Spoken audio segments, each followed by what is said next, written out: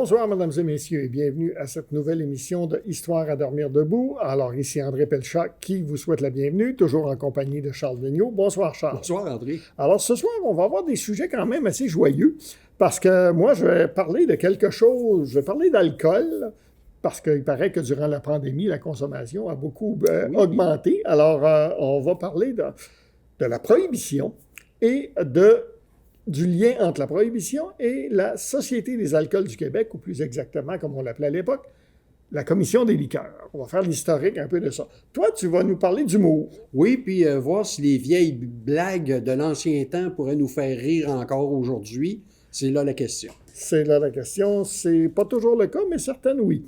Et on va... c'est ça. Donc, on va parler de choses plutôt joyeuses au total. Je vais commencer par parler... d'abord, c'est le centenaire, cette année, de la naissance de la Commission des liqueurs du Québec, qu'on appelait à l'époque, qui est aujourd'hui la SAQ. Et on peut se demander comment c'est venu cette idée-là de créer un monopole gouvernemental sur l'alcool. Aujourd'hui, c'est évident parce que le gouvernement fait de l'argent avec, mais à l'époque, quand ça n'existait pas, pourquoi on a eu l'idée de le créer?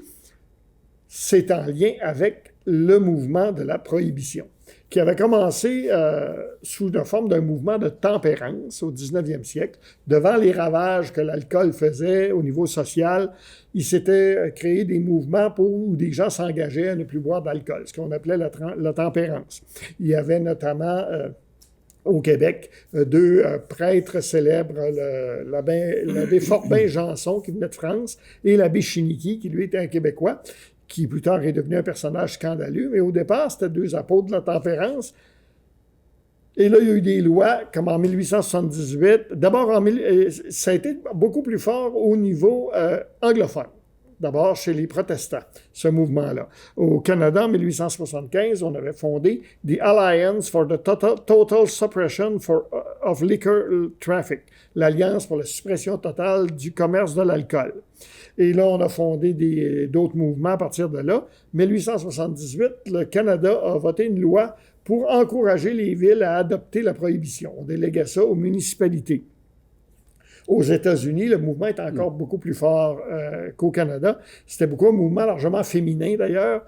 Quelques pasteurs protestants et beaucoup de femmes qui liaient ça à des choses sur les droits de la femme, à le droit de vote, un peu trop de choses en même temps pour rendre le mouvement efficace, d'ailleurs. On va voir pourquoi ça va changer à un moment donné. Ça va être tellement fort qu'en 1898, il va y avoir au Canada un référendum fédéral sur la prohibition, pour savoir si le gouvernement canadien devrait interdire complètement la vente de l'alcool. C'est le Québec qui va faire pencher la balance en faveur du non. Ce qui fait que le gouvernement fédéral, c'est Wilfrid Laurier à l'époque, qui a une bonne base électorale au Québec. Alors, il va dire non, je ne peux pas adopter cette loi-là si la province de Québec la refuse. Ça va revenir, il y a des États américains qui vont adopter la prohibition, plusieurs provinces canadiennes aussi, mais là, ça va reprendre une nouvelle force durant la guerre de 14-18.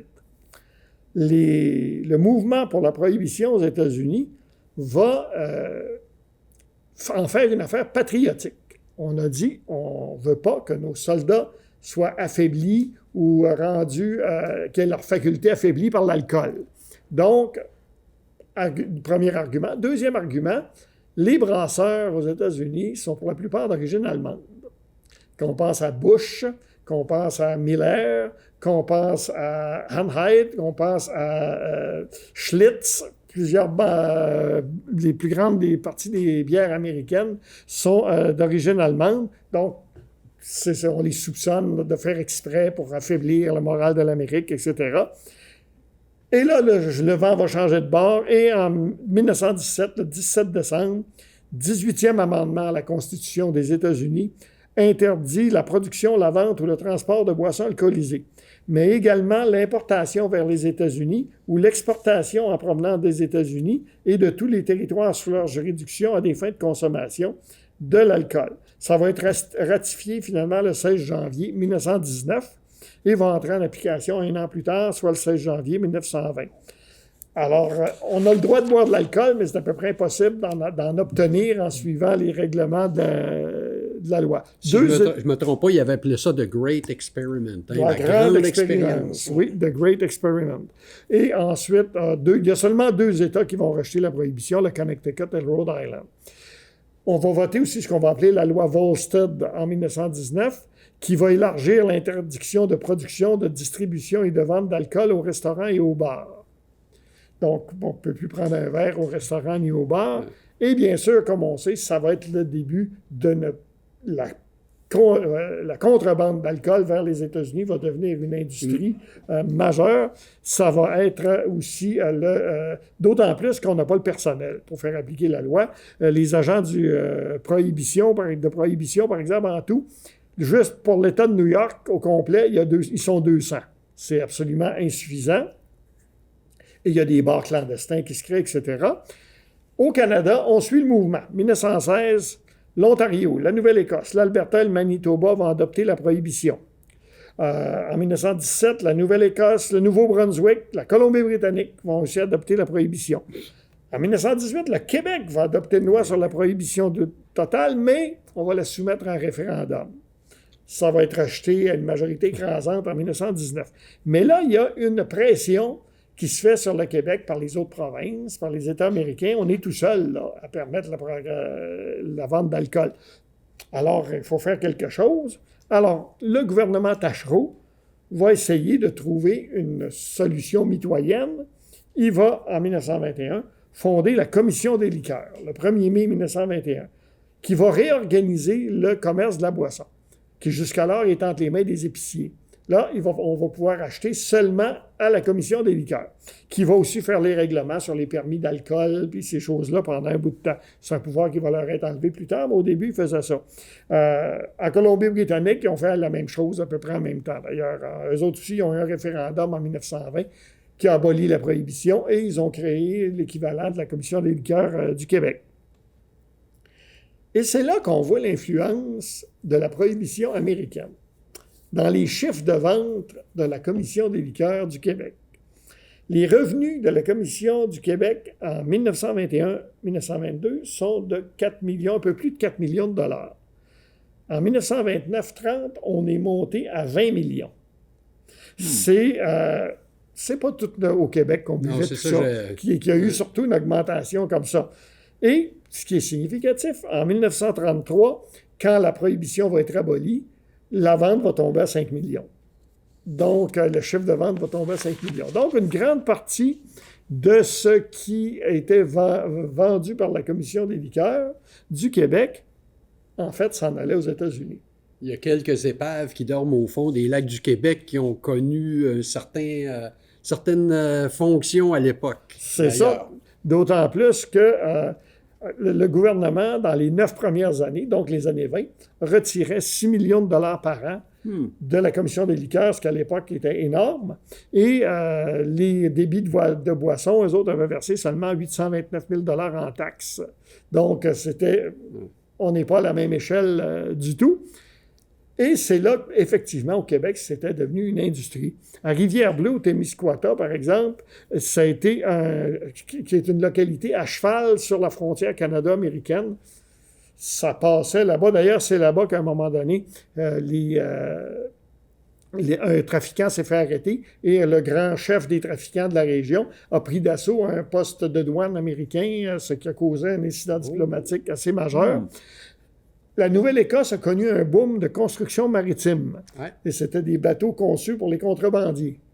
Les îles Saint-Pierre et Miquelon, qui sont françaises, étaient vraiment un site de transfert. Tout le vin de France qui arrivait aux îles Saint-Pierre et Miquelon, ensuite partait pour les États-Unis sur des bateaux. Au Canada, la Société des alcools était très appréciée. La Commission des liqueurs du Québec était très appréciée de certains gangsters américains, notamment de Al Capone, parce que c'était de la boisson de qualité. Parce que quand ils achetaient des gens qui faisaient de la boisson dans des alambics, on ne savait jamais trop ce qu'il y avait là-dedans. Il y en a qui faisaient de l'alcool à partir de cirage à chaussures, de liquide à polycopier, toutes sortes d'affaires de ce genre-là. Des vrais poisons. D'ailleurs, une quantité énorme de gens qui ont été rendus aveugles, qui sont morts d'avoir bu ça. Al Capone ne voulait pas vendre ces choses-là. Alors, il faisait confiance à la Société des alcools du Québec parce que c'était de l'alcool produit par des distilleurs en vue et bien installés. C'était du produit de qualité. Et entre autres, il y avait un ami au Canada qui s'appelait Conrad Labelle au Québec qui lui passait régulièrement de la boisson. Il s'est même vanté d'en avoir amené pour une soirée bien arrosée du président des États-Unis, M. Hoover, ce qui est assez drôle quand on pense que c'était illégal. C'est comme s'il avait amené de la coke aujourd'hui, si on veut. Le premier parrain de la mafia au Canada est aussi apparu durant cette période-là. Rocco Perry, dans la région de Windsor-Hamilton, c'est la contrebande avec les États-Unis qui l'a mis au monde, comme on dit. On a vu apparaître un prêcheur, le prêcheur J.O.J. Spracklin de la Sandwich Methodist Church. Alors lui est autorisé par le gouvernement canadien à mener une croisade contre l'alcool. Il va employer des méthodes extrêmement brutales, va finir par se faire tirer dessus. En novembre 1920, il va tuer un homme, propriétaire de bar. Il va avoir un procès, il va être acquitté, mais son escouade va être démantelée. Le gouvernement, ça va se terminer dans un grand incident diplomatique où le gouvernement américain va critiquer le Canada parce qu'à cause justement tout le monde le sait, que l'alcool du Canadien est échangé contre de l'argent, mais aussi contre des biens manufacturés américains revendus au Canada à des prix imbattables. Le ministre canadien des Douanes, Jacques Bureau, est un alcoolique lui-même qui s'approvisionne en contrebande. Il va nommer J.A. Bisaillon comme officier de prévention à Montréal. J.A. Bisaillon est un bootlegger et un escroc connu. On va découvrir une fortune que Bisaillon fait, des preuves que Bisaillon fait une fortune. Et on va finir par arrêter, le ministre va être obligé de démissionner. Ça va être un grand scandale. Les services des douanes et la GRC en Colombie-Britannique et au Québec sont en rivalité en plus, donc ne collaborent pas toujours entre eux autres. En 1924, la police de la Commission des liqueurs, parce qu'il y avait leur propre police à l'époque, arrête un bateau de contrebande dirigé par un certain capitaine Tremblay. On va prouver que c'est M. Bisaillon qui est là-dedans. Il va être néanmoins acquitté. Bureau, le ministre, est protégé par Ernest Lapointe, mais Mackenzie King leur doit son élection comme chef du parti. Mais là, le ministre des Finances menace de démissionner. Et aux élections de 1925, King va forcer Ernest Lapointe, son lieutenant québécois, à forcer Bureau à se retirer. On va le nommer sénateur. Ah bon. Hein? Et ça, toute l'affaire va être rendue publique en 1926. Le Bureau de la prohibition aux États-Unis recense 11 700 empoisonnements dus à de l'alcool frelaté depuis l'entrée en vigueur de la loi. Le journal American de New York évalue à 1550 le nombre de citoyens tués par la police de la prohibition. Et 55 agents ont été tués dans l'exercice de leurs fonctions. Alors finalement, on sait que ça va faire tourner le vent. Et en 1933, lorsque Franklin Delano Roosevelt va être élu, un de ses premiers gestes, ça va être de faire abolir la loi de la prohibition et qui va être par le 21e amendement.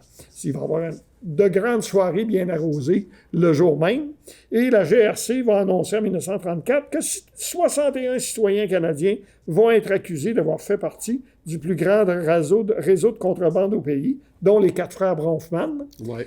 Mais, comme la loi n'est plus en vigueur aux États-Unis, les poursuites vont être abandonnées en 1935. Et la dernière province à abandonner la prohibition au Canada, ça va être l'île du Prince-Édouard en 1948. Alors, c'est un petit peu l'histoire. Et éventuellement, on va enlever certains pouvoirs à la Société des alcools qui va cesser de faire les lois sur la boisson. On n'aura plus son propre service de police et ces choses-là, puis devenir la Société des alcools comme on la connaît aujourd'hui.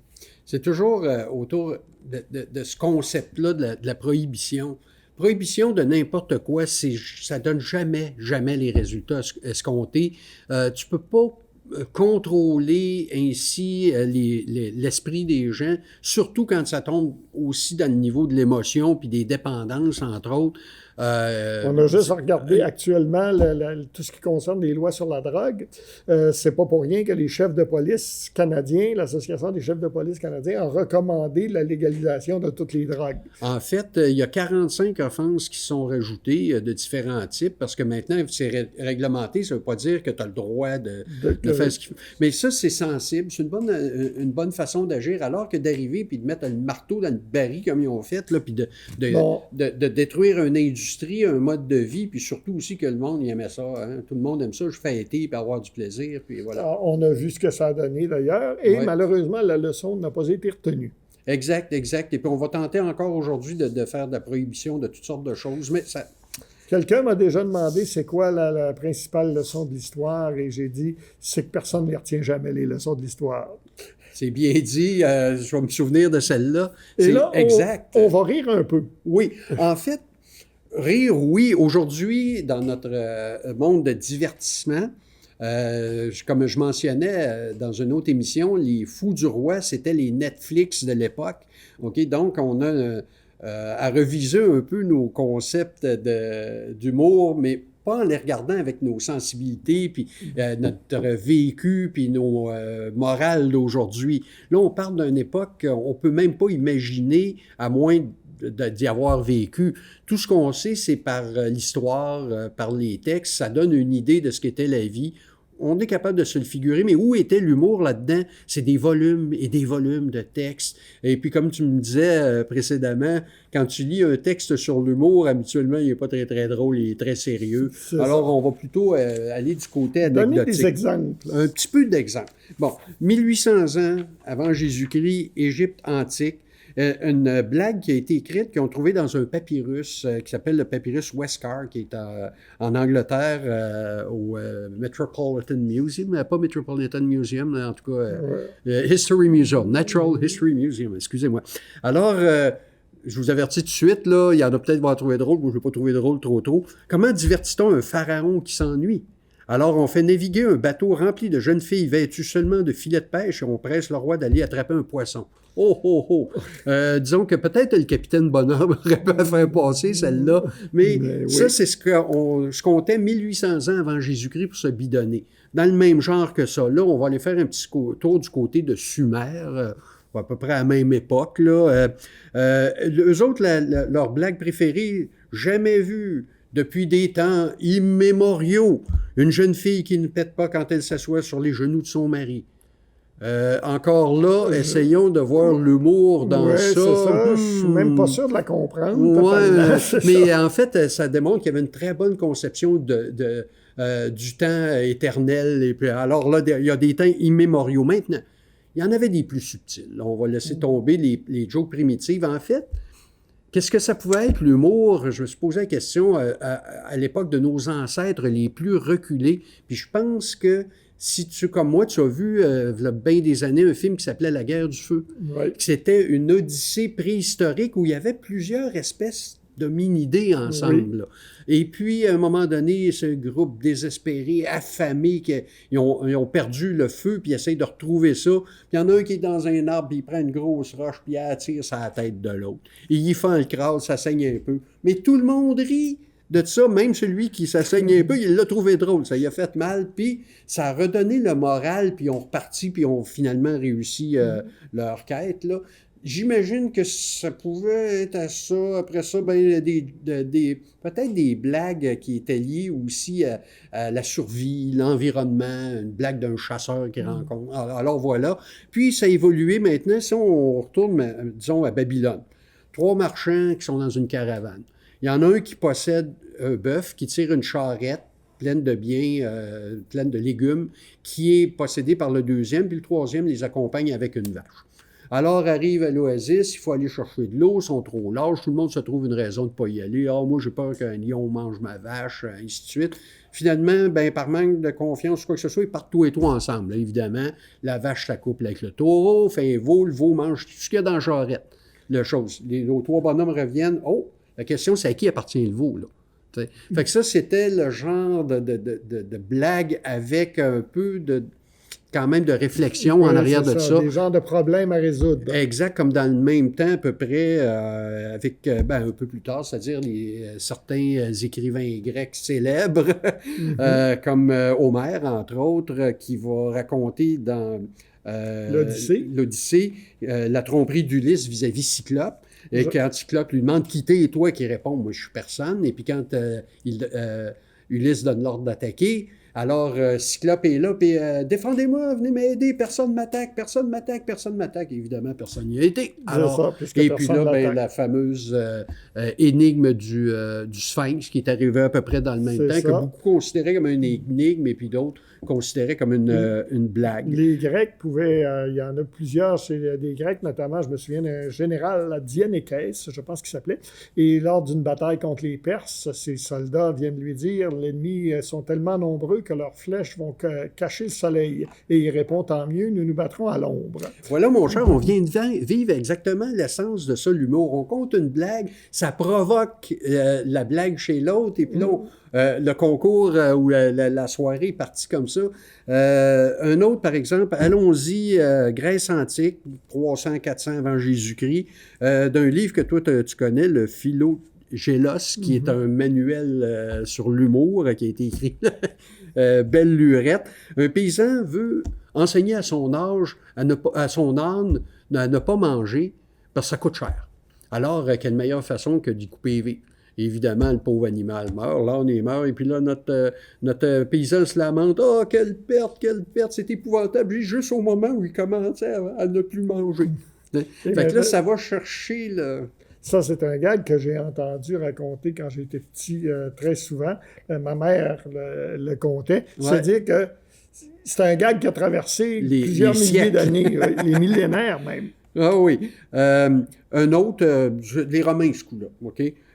60 avant Jésus-Christ, là, quelque chose de même. César Auguste, qui visite son empire, dans la foule, il aperçoit un type qui ressemble, mais comme 2 gouttes d'eau.